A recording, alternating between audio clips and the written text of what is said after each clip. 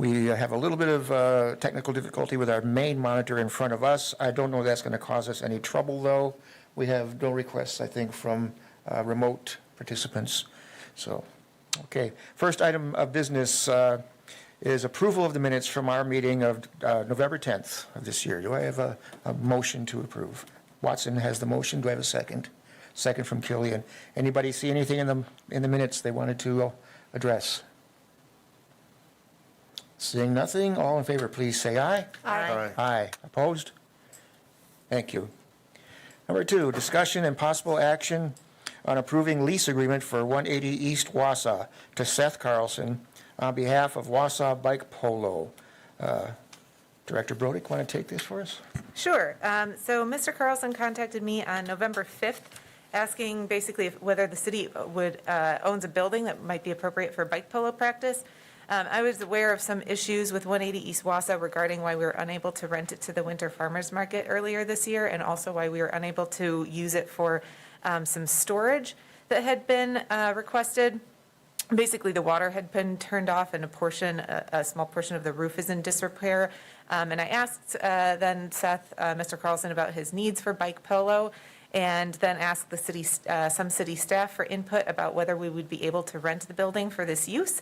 And because Mr. Carlson was requesting the building only for team use, no public use, and is able to supply a porta potty and has agreed to the appropriate insurance and all snow removal, we kind of felt that it was a good fit for a use of the building.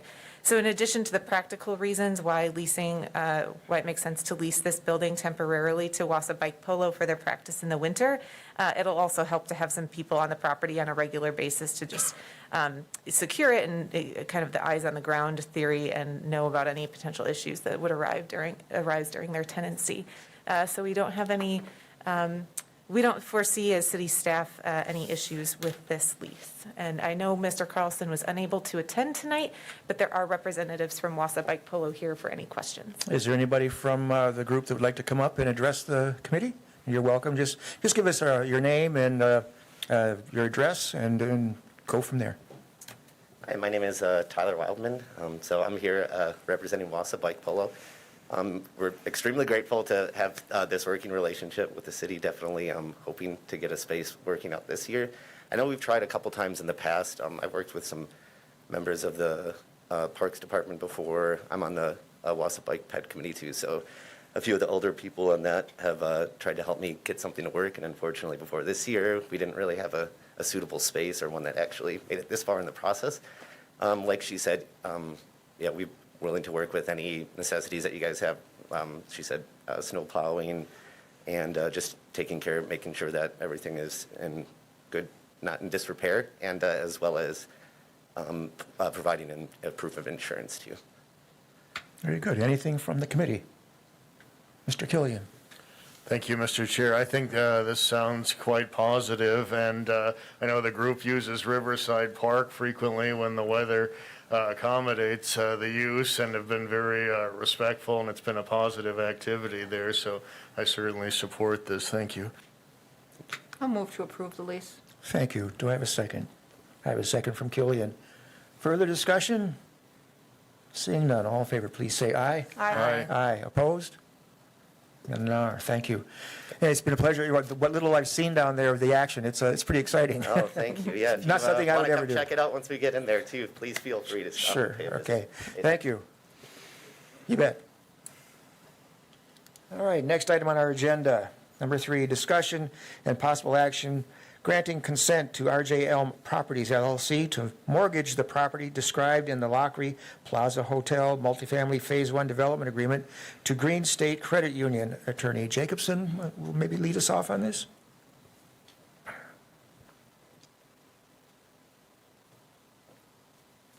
Thank you, Mr. Chair.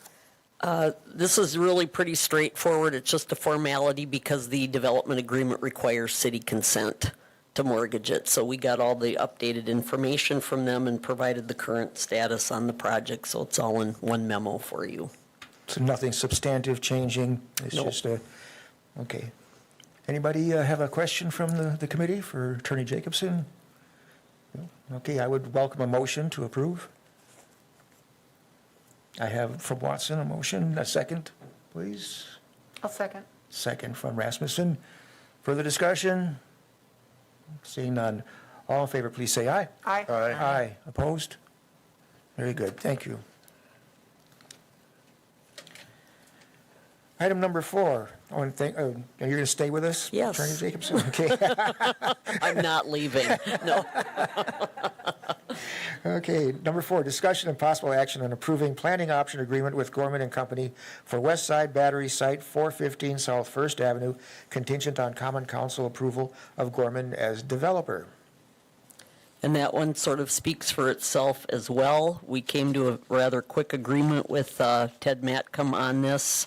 I'm looking for it in my packet. What it does is it secures the property for them to conduct their due diligence activities over a period of time for which they pay us a fee. And if they get to a point where it's feasible, then we have so much time within which to come up with a development agreement. And if we don't, then the planning option is void. Pretty much standard operating procedure. We used it for Elk Creek Architectural when we sold the Wausau Club. Okay. Anything from the committee? Okay, then I would welcome a motion. Alder Killian, and a second from Watson. Further discussion? Seeing none, all in favor, please say aye. Aye. Aye. Opposed? Thank you. All right, thank you. Item 5, T-Wall presentation on reprioritization of development efforts from River Life to Mall Development Redevelopment Site, Terrence Wall.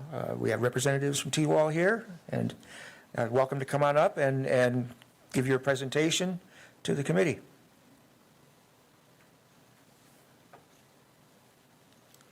Hello. Howdy. We just made it through the storm. Yeah. Is it storming out there Seems for like real we're- now? It was just kind of Oh, snowing yeah. a little bit. The road is kind of rough. Yeah, slipping and sliding. I'm Terrence. This is Nick. And we're going to a little PowerPoint up here we're going to walk you through. So you can go to the next slide. Yeah. So we have, we're going to talk just briefly about River Life. The big thing for us is the way it works is we need to get site control. We've already got the rezoning done. We've got the conceptual design done. You selected us for the project. But site control allows us to go out and do the borings, and then we can do the environmental audit. We can do our survey, our ALTA survey, which we need, title work, et cetera. And all of that, in particular the borings, the boring capacity, especially the water table, the types of soils, that all drives the engineering of the building. We're gonna, what height are we gonna put the building at exactly, the type of construction, are we gonna use precast, are we gonna use post-tension? So that's gonna determine also how the kinds of footings, do we need pilings here, do we need to undercut the footings? Probably, at this location with the water next door. So this site is, particularly, we have to be very careful. And the engineer has to engineer it based on the soil borings. So we need to get in and do the soil borings, get the engineering done, and then the architect can do the construction plans. And once we have that, we can apply for the state building permit. Go to the next slide. There's a schedule here. The big thing I want to point out is the floodplain and getting this out of the floodplain. So we think that's going to take about 9 months. It all depends on the DNR, how backed up they are, how quickly they get to it. So we think hopefully we'll have site control from the city within 2 months. We're really rushing to get the SIP and everything put together, the details, the outsides, the design put together, final approval at the city. Construction documents right now with architects are taking 5 or 6 months. Not just because they're backed up, but because it takes their staff that much time to do everything in order. But that includes the time for the engineer to do the engineering, the structural engineering, the civil engineering, et cetera. So the big thing is just the DNR. That's the big question mark. How long will that take? Site plan review at the state, that can take 3 or 4 months. Right now it's running 4 months. Sometimes it's 3 months. You have to make an appointment ahead of time. They used to allow you to make an appointment and you could keep doing your work and make the appointment before everything ready to submit. Now they're saying, nope, you have to have everything ready to submit when you make the appointment. Then you get the appointment 3 or 4 months later, and you sit there, you wait. So before we were able to compress that. That's a recent change that they made on how to schedule those appointments. Some cities have internal state review sign off, and you can skip going to the state, you go to the city, and you get it done in 2 or 3 weeks, you know. So that's the schedules it lays out right now. It's all really going to depend on the DNR and the state right now and how backed up they are. But the big question is that floodplain issue, which, you know, will drive us into 2023 for a construction start if it takes as long as they say it's going to take. Right now, they're all backed up. You know, it used to be a shorter schedule. And that can change every quarter as to how backed up they are, how busy they are, and how many months you have to wait. It can be much shorter. It used to be much shorter. So that's River Life, but we're moving ahead as fast as we can go. The mall redevelopment, this is a little easier site because it's not on the water. The engineering's a lot easier. This site had a building on it, so we know that the soils are good. We know the soils are compressed. The engineering is going to be much easier. We probably, since you're up on the hill, we won't have a water table issue probably. We won't have pilings and undercutting of footings. The engineering will be much easier, and this could actually go much faster because it's in private control. So we already have a contractual initial contract signed. We're going to get the final contract signed. We have a letter of intent signed. The final contract will be a month out. Yeah, a month out. So they're moving very quickly with us, and we think we'll have site control. I mean, we already have somewhat of a site control document with the letter of intent. But for example, we're doing borings in the next 3 weeks. Yeah, 3 or 4 weeks. So we'll have those borings back. We'll be able to get our engineer started right away. Architects working on it, rezoning submittal in 2 months, maybe 2 months through the city for approval. Construction documents 5 or 6 months, same time frame for that. And then site plan review again, 3 months. So based on that, we think we could break ground on the mall site by December.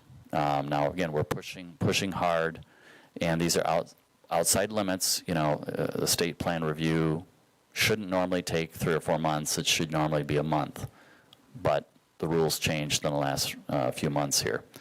So we hope to break ground on the mall site ahead of River Life simply because the mall site does not have the issues of the water, the river, shoring, pilings, high water table. You know, River Life has all that, so it's going to take more to engineer it. The mall site is more straightforward. We have site control already. We are doing borings in a few weeks. Boom, boom, we should be able to get this thing going actually faster than the River Life District. So this actually works well for us. I mean, we can do either one, you know, in whatever schedule, but we're doing it based on what the requirements are of the governments that are involved. So we're going to have, I think, the mall site ready to go by December, and then River Life would be ready to go in the following year, 2023. So we'll just do one, and then we'll roll in and do the next one. And then 2024, we would anticipate potentially starting on phase 2 of the mall district. And then probably 26, we'd start on phase 3 of the mall district. So we just keep rolling on through with those phases, and River Life just becomes part of that staging of the different phasing. So we have Site 4 under an agreement with an option, basically, you know, some rights on 5 and 1 on that map there. So it's just a lot faster, a lot easier. There's just so many fewer challenges on the mall district site than the River Life district. We don't want to wait on the mall site since it's more ready to go. I mean, we're pushing hard on River Life, but there's a reality to that with the DNR. So I think reprioritizing, and we're going to keep pushing both, obviously, simultaneously, but the race of the 2 horses is, you know, one's just going to get to the finish line faster just because there's fewer barriers to jump over, right? So I think the mall site will be much faster. We'll be ready to go this next December. Next slide.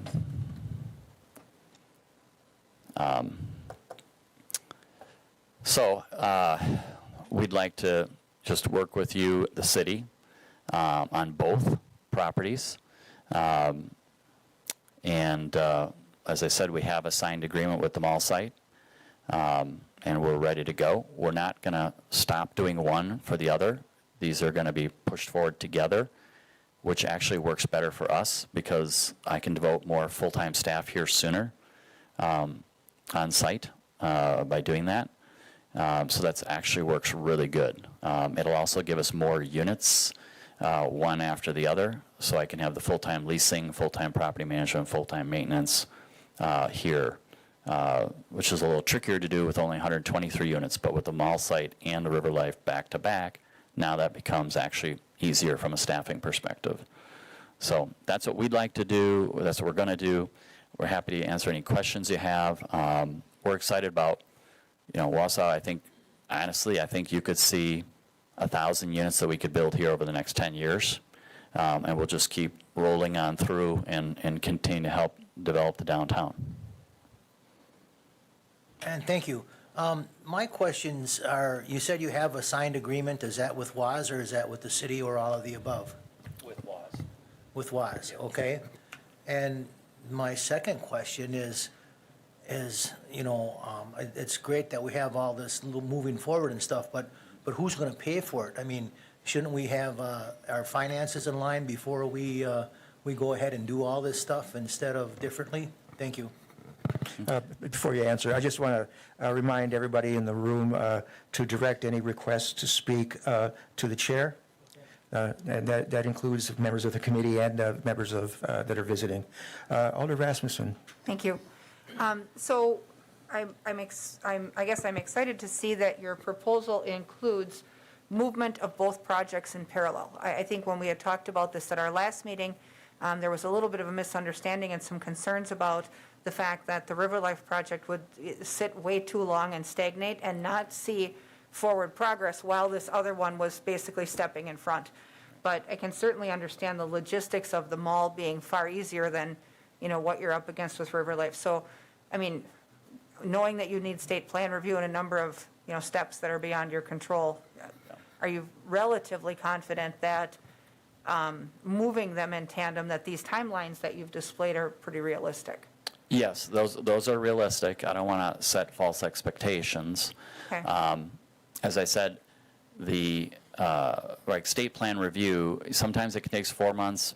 Right now I think we can get it in 3, but it depends on how backed up they are. It used to literally be 2 or 3 weeks, Right. And so it just it keeps changing. It's very dynamic. The big thing on the River Life is the floodplain, right? Mm-hmm. So you, from your perspective, you will, when we get all that documentation in, working with the city to get that in the DNR, you will kind of see a period with the River Life where you think it's just sitting. Mm-hmm. And it will be. We'll be waiting for the DNR to read and review and act on that application, mm-hmm. and we just have to sit and wait, right? Now, we're going to be moving ahead with design, we're going to be moving ahead with architecture and construction documents. A little, by the way, those are not, those months, right, they're not all independent. You have some overlap mm-hmm. in there, right? Right. Where there's some overlap where you can be doing some things while we're waiting for the floodplain issue, we're doing some things with the architect, mm-hmm. right? So, but it may appear to you that it's sitting. Well, and that's reasonable. I mean, I think that, since we selected the project, the district at River Life, there's been a lot of legal back and forth with the development of the development agreement and the actual construction of such. That said, with an planning option agreement, if that will get you where you need to go on the boring part, will that completion then move the development agreement construction along? Because it's been mm-hmm. rather slow, And the other question I have, I guess, is that, when we look at mm-hmm. the public-private partnership and the ask on the River Life project with the ramp up in construction and labor costs, that ask has gone up. Right. Putting the one project first and then, I guess, staggering these, assuming that we would give the market some time to level out and maybe normalize a little bit, do you foresee that that public ask then would come down some from what it would be today if you were going to push forward at today's rates? So you're correct. Okay, so about the finances, there's different components. There's the TIF, there's our private, we got to get our loan, right? Although we have lenders who are interested in doing this. We have our equity that we line up and all that, and much of that occurs simultaneously. I do think it is logical and a natural progression to look at the TIF for the mall district first. I think it's easier, it's less per unit, it's just more straightforward. You're looking at a gap there. Now, at the River Life, you have additional costs that you don't have at the mall site. So, at the River Life, you have the shoring to keep the river from flooding into the excavation of the site. You have bad soils, you're going to have to do probably maybe pilings or some kind of special treatment to the footings. That might be undercutting and replacing soils. It might be friction footings. We don't know yet. Until we get the borings, and then the engineering report and the soils got to get together. Then you have the, not only those costs, but you have the, there'll be some extra costs, but I think we're going to end up with post-tension construction on the garage and the deck, and due to, again, the high water table is a cost. We have to create the bathtub effect. We have to put drain tiles around it. We have to seal it to keep the water out, and then we have generator to back up the pumps to keep the water constantly dewatering around the perimeter of the foundation. That's all additional costs that we shouldn't have at the mall site. Right. So yes, our request on the River Life District is more per unit. That's why I think the mall site TIF, we should deal with that first, more straightforward, and then we can circle back, sometime in the second quarter to do the River Life TIF. I will say, to answer your question, the lumber, we budgeted everything on the TIF based upon, this, I'll say recent, but let's call that in the last 12 months, costs, inflation in construction materials. So we've seen lumber go up, it used to be $300 a board foot, and it did get up to $1,600 a board foot, and it dropped down to $425, $450 a board foot. When we priced everything, we were kind of in that range. Then the administration in Washington recently levied a tariff on Canadian lumber, which has caused the lumber pricing to skyrocket in the last week to $950 a board foot. So it's doubled in a week. So when we priced, to answer your question, would this request come down? Normally I would have said yes. We're watching the lumber market, and I don't think the steel increases are going to come down, PVC, copper, none of that's going to come down. There's still too much of a shortage in the supply chain. But lumber, there's some speculation in there, right, with speculators and all that. But the new tariffs have doubled the price of lumber. And so we are counting on that coming down to get to where our TIF request is. Right. Now, if it comes down below that, what our previous budgeted amount and assumption was on the TIF request or the lumber cost, then yes, we could reduce, but I honestly don't think that's going to happen given that there's now a tariff in place. And then you had some flooding in British Columbia that caused some problems with delivery of lumber. This is backed up lumber in Canada, and now, when at a time, we would all have thought in this room that with COVID going away and everything, that the border of Canada opening up, now lumber can free flow more, then prices would come down, right? That's what should have happened. And then we get this new surprise, right? So I think it will come down, but I think it may take some time, and our request is down here. It's not up here. Sure. Well, and I think just understanding the unique geological challenges of the riverfront, those are historically with development down there, things that we have been expecting to and willing to partner on, obviously, because those sites are a challenge beyond what a normal green-ready site would be. Right. But when we start to look at an increase in that ask, and then our participation starts to get to a percentage that starts to look like 20-25%, that's pretty rich. So, I think that maybe allowing some time in between the commencement of that project and, putting something else first, if it allows some of that volatility to calm down, I think is helpful to all of us. So, yes. And I do think some of that's speculation, because that's what it was before. So if that comes out of there, that'll help a lot. Sure. And maybe and manufacturing plants and the, supply chain maybe that'll free up in the next, 6 months or 9 months, hopefully. I think some I don't know. timing change on that district Yeah. project may be in order. Thank Yeah, you. that makes sense. Thank you. There are a couple of questions in queue, but first, I'd like to ask our city attorney Jacobson a question. So Ann, if you could come up, please.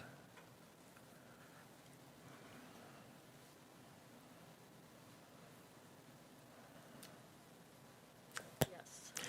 All the ins and outs of this type of stuff, sometimes it's hard to wrap your head around. The issue of site control in the absence of a developer's agreement signed, is this a cart before the horse, question, or something we should be concerned about? I mean, does site control imply then an approved developer's agreement, or where would that put us? Yes, no, that's a good question. Typically, we would include the types of due diligence activities they've requested to do, and every developer would, in the development agreement. They said they weren't used to seeing that in a development agreement. Then we sent them a separate site access agreement just to conduct the environmental testing, because we'd done that with the eye clinic. Okay. So we had council draft a similar agreement for that purpose. We didn't reach an agreement on that. That would be just for the borings, the soil, the testing, and everything else. What I think they're seeking now in a site access agreement is similar to a planning option agreement, much like the one you saw in your packet tonight that we prepared for Gorman and we used at the Wausau Club. So it's more than just the due diligence activities, but it does contemplate that, assuming that they find that it's a feasible project, that it will end up in a signed development agreement. Okay. So Thank it's not necessarily putting the cart before the horse, it's just using a different mechanism to get us to the same place. All right, thank you. You're Appreciate it. Alder Killian had his light on. Thank you, Mr. Chair. I have a few questions. Thank you for the information and the update. So when it comes to funding, and I think some relationships have already been mentioned that, WAS will be involved, you would be involved, the city would be involved. That's what I have heard. So precisely, who do you assume will be funding this work? And then kind of from a quantitative standpoint, how much of the funding will be coming from WAS directly? So every development has sort of funding components. So you'd have a bank loan for construction, and then you'd have your equity that would come from our team, the developer and our investors. And then you have your TIF, and then you have a land component. In the case of the mall site, well, other cities, I'll say for this, right, in river districts, cities give the land, again, that helps close the gap. The mall site, WAS is contributing the land. There's a structure to it, deadlines to meet, this sort of thing, put around it to make sure we keep moving forward, which we intend to do anyway. So they're contributing to this as well. Thank you. I'll be a little, I guess, perhaps a little more clear and distill this down. So for your activities and the construction on the site and so forth, how much will WAS be contributing directly monetarily for those activities other than the land? Do you remember, the land? We don't have an appraisal yet, do we, on the? They would be paying for the survey. We're paying for everything else. They're paying for the survey. In the land, we're going to get an appraisal done, I think, and we have to put a number on that. What is the market value, so to speak, on paper of the land? So that's yet to be determined what that value would be. Doesn't really matter to me. I mean, they're contributing that component. And what is the cost or value of the survey? 2,500, 3,000 approximately. Yes. Yeah, and then we're funding when we are putting in soil borings and survey and environmental report. Those will be total, you know, it can vary, but call it 50 grand. And then we've got architecture funded in components, but the architecture will run easily $250,000 to $500,000 before we break ground, right? Easily, depending on the size of the buildings and that sort of thing. And then you've got the engineering, civil engineering, structural engineering, all those costs, you know. So before we break ground, you know, we're in this by $500,000 to $1 million per project, you know, before we break ground. Yeah. You are, but if I'm understanding correctly, WAS financially would be in approximately $2,000 to $3,000 aside from the land. Is that correct? Yes, yeah, but in the case of them, their land component, for example, is all of the costs that they use, right? They put in capital to acquire that site. They put in capital to demo the buildings and clear the site, and all the other components of costs that they've incurred are in that land component that they're contributing to us. And I'm very familiar with some of those monies because we gave it to them. And when I say we, I'm referring to the public. Those were largely public monies, and we'd also invested in the purchase of the property itself. I think that was $1 million if you don't count the Sears building of $650,000 there. And, you know, I've heard of the timing and the challenges with the regulatory agencies and how that may cause some challenges on the time frame. But I did see in the memo from your company that it mentions, it says, quote, I point out the timing for development of this property because we don't want to deliver the riverfront development and the mall redevelopment at the same time, as we don't want to risk the properties competing against one another. Who doesn't want to risk that competition? If we're delivering both properties at the same time, I think there are two components of customers, or two types of customers. So some of the units would have a customer who says, you know, I don't want to be downtown, I want to be at the river, I want to be on the water, right? And they're not going to look at the mall site. Other customers would look at both, right? So there'll be an overlap component if you brought them to the market at exactly the same time. That's never a good idea. You want to bring one and then the other and just keep rolling on through each year with a new phase. And you lease it up, then you bring the next one. And that's a good strategy. If you bring, you know, because we're all working hard to get, you know, the rents up here where we can get those appraised values, and then the gap can be reduced over time. And if you bring too many units online at once, even though you might have a study that says, oh, we need 1,000 units, yes, but over time, you can't lease a certain amount. You can only lease a certain number of units per year in a market, okay? I don't care what anyone says. I can tell you from experience, in every micro market we've been in, you can only lease a certain number of units because it's pretty much from February, you know, March, April, May, June, July, August, and then September 1st. That's kind of the leasing graph. And you can only get so much done. There's only so many people moving each month. So you want to make sure, this is why this, I think, is a very good plan. Actually, it's a natural plan because of the timing and the DNR, is get the mall site going first because it's quicker, it's easier. We can do that while we're waiting for the DNR approval, and then roll right behind that with the district site following year. And that's a good, you know, timing, one after the other. So just to make sure I'm understanding correctly, had you moved ahead with a time frame that we'd been told some time ago that would occur, and had the commitment that you had made happened as we were told it would occur, I think I'm hearing that would have then posed some sort of competitive threat to the WAS development in terms of filling up those units which may have competed with the riverfront development, but now incidentally, if you handle both and the time frame slows down on the riverfront, suddenly that competitive threat is incidentally neutralized. Is that pure coincidence? Yes, because we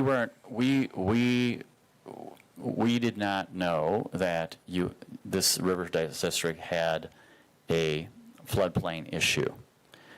because those change in every city depending on when they do the remapping.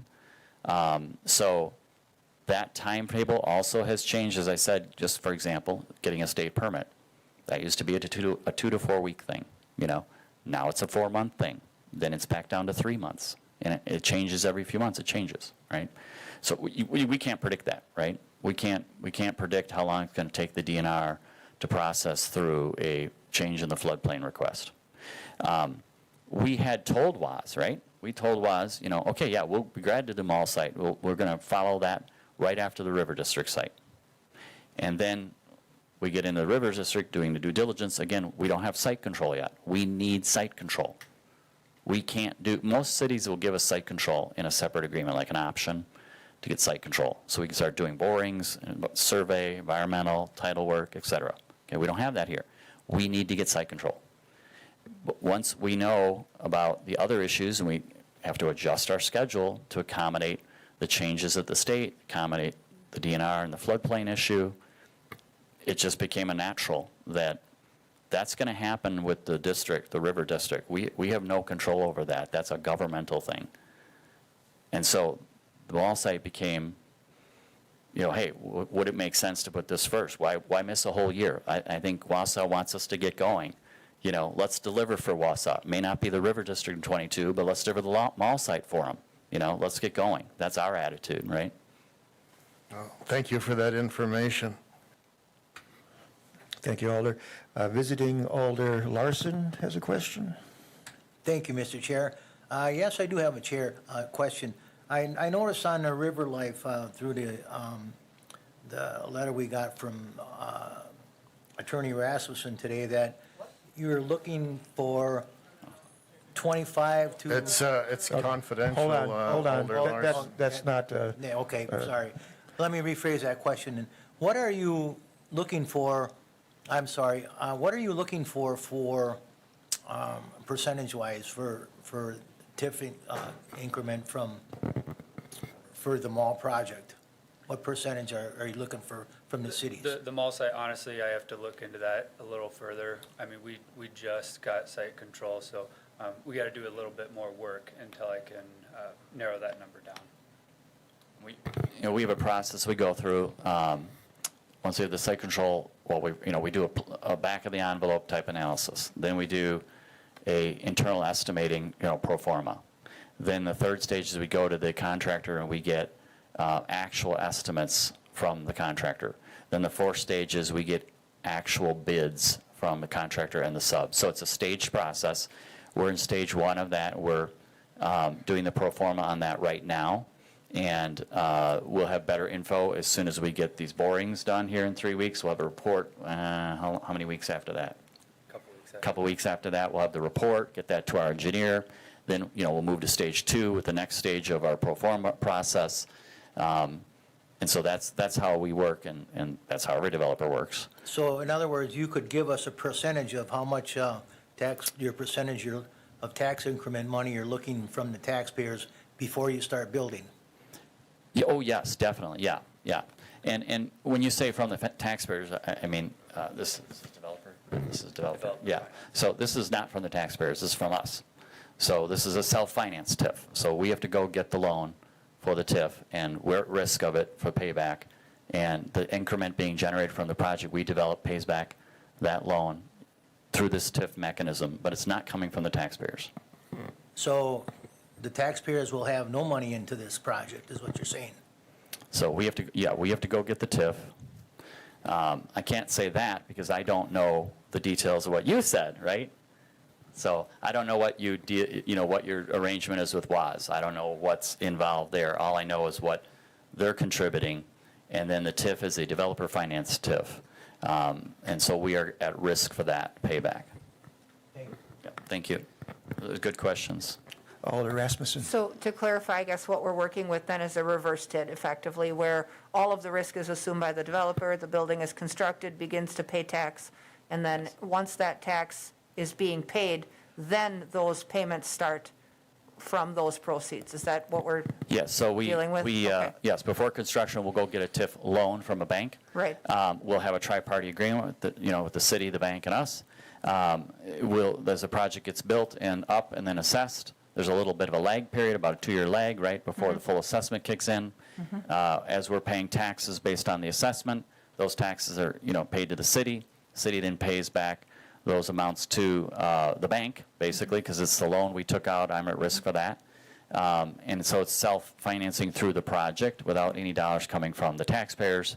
And then voila, magically, at some point that's paid off and all the tax increment is staying with the city, or I should say your taxing jurisdictions, right? Okay, I think, well, and, when we talk about, obviously we have some Yes, thank you. pencil sharpening to do with the district at River Life because that one comes after, but I think that it's no secret that when we have ever publicly talked about public-private partnerships and, TID increment investments or reverse TIDs, that we are, as a committee and as a council, have usually been amenable to trying to keep that participation under 10%. So, when we start to get to numbers that are 15, 20%, that tends to raise some eyebrows, but that's just kind of a general guideline, and we've published that a number of times with other projects, so. Yeah, one thing you might want to keep in mind is sort of, instead of looking at it as like a fixed thing, it's a fixed box, look at it as, you're going to have to do more on these initial projects, and then as you build up that valuation, as you build up the rent structure, where then the appraisers come in for phase 3 and phase 4, and they're appraising higher based on higher rents that we build the value, then over time, now naturally you're losing TID, right, because your district life is getting shorter, so you're getting less TIF. So over time, then your participation, whatever you want to call it, again, it's a developer finance TIF, but it's less TIF, basically, Right. over time. And that's because you're building value with those initial projects and phases, and you're needing less TIF. And of course, naturally, the TID life is shorter, so you're getting less TIF. Well, sure, and when we Yeah. look at those you're correct. traditionally, obviously, the first developer and the first projects into an area that Right. needs attention take and assume the greatest risk, and so often we then are willing to partner on some of those projects to a greater degree. Right. But that said, a number of projects have already been completed and are bearing fruit down there, so, this particular project is certainly not the first one among a number of them that have already taken flight. So my point, though, being a developer-funded TID, is that it does minimize risk to the taxpayer, which we certainly appreciate. Thank you, Alder. Anything else from the committee for the developers? Seeing no more comments or questions, I would welcome somebody to read our closed motion. I will read it. I'll make a motion that we go into closed session pursuant to Chapter 19.85, Paragraph 1, Sub E of the Wisconsin statutes for deliberating or negotiating the purchase of public properties, the investing of public funds, or conducting other specified public business whenever competitive or bargaining reasons require a closed session relating to T-Wall, riverfront, and mall developments. Thank you. Do I have a second? I have a second from Watson. We'll do a roll call vote on that. Rasmussen? Aye. Watson? Aye. Killian? Aye. McElhaney? Aye. And I vote aye. We're now going to go into closed. Thank you.